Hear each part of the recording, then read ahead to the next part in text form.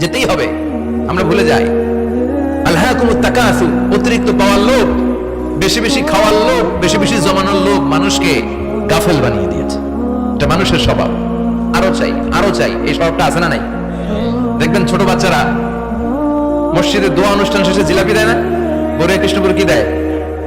আগে বাতাসা দিত না, এখন কি দেয়? জিলাপি দেয়, মিষ্টি দেয়। তো মসজিদের 2-3 গেট থেকে যদি দেয়, ছোট বাচ্চারা দেখবেন এদিক দিয়ে কয়েকটা নিয়ে আবার ওই গেটে লাইন ধরে।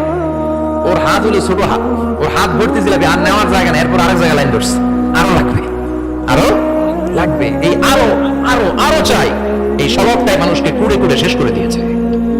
এত লাগবে কেন তোমার? চাহিদার কোনো শেষ নাই, unlimited demand of human being.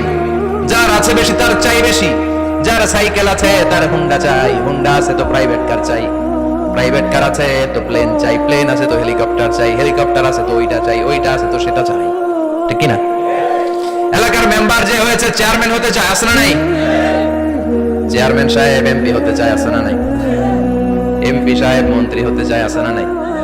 মন্ত্রী সাহেব প্রধানমন্ত্রী হতে চায়, আছে না নাই? কিন্তু এই দেশে সুযোগ নাই। কথা কন, এই দেশে প্রধানমন্ত্রী সিলেক্টেড, 2-3 জনের বাইরে কেউ প্রধানমন্ত্রী হতে পারবি না, ঠিক কিনা? আমার এই জীবনে তো আমি 2-3 জনকে দেখলাম। বেগম খালেদা জিয়া, মাননীয় প্রধানমন্ত্রী শেখ হাসিনা, ছোট্টবেলা দেখেছি এর সাথে, আমরা তখন ছোট। তো মানুষের চাহিদার কোনো শেষ নাই, যার আছে বেশি তার চাই বেশি। এজন্য বিষ্ণু বলেছেন, উনজুরু ইলা মান হুয়া আসফালা মিন, তোমার চেয়ে যে খারাপ আছে ওর দিকে তাকাও। ওয়ালা তানজুর মান হুয়া আ'লা মিন, তোমার চেয়ে যে ভালো আছে ওর দিকে তাকাও না, তোমার চেয়ে যে খারাপ অবস্থানে আছে ওর দিকে তাকাও। অনেকে নিজের অবস্থান নিয়ে সুখী না, এরকম আছে না নাই? আল্লাহ আমার এটা দিল না রে, ওইটা দিল না রে, পাইলাম না রে, কিচ্ছু হয় না, কি করবো জীবনে, হতাশ।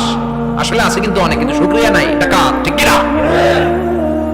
নিজের অবস্থান নিয়ে সুখী না, কিন্তু অনেক লোক আছে তারা আপনার অবস্থানে পৌঁছতে চায়। আপনার দিকে তাকিয়ে দেখেন, আপনি যে অবস্থানে আছেন এই অবস্থানে পৌঁছাটা অনেকের কাছে স্বপ্ন। তারা প্রতিনিয়ত সংগ্রাম আর স্ট্রাগল করে যাচ্ছে আপনার অবস্থানে পৌঁছতে, আর আপনি এটা নিয়ে সন্তুষ্ট না। শেখ সাদির নাম শুনেছেন?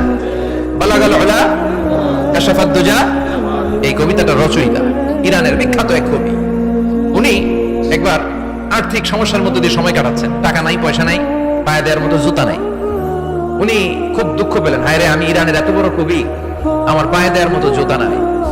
দুঃখ ভরা মন নিয়ে রাস্তায় হাঁটতে বেরোলেন। হাঁটতে হাঁটতে হঠাৎ দেখলেন একটা লোক শুয়ে শুয়ে কাছে, ওই লোকটার 2টা পাই নাই, পাই নাই।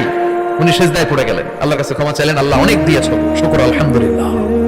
এজন্য যেই পরিস্থিতিতেই থাকি না কেন আমরা কি করবো? জোরে বলেন, কি করবো?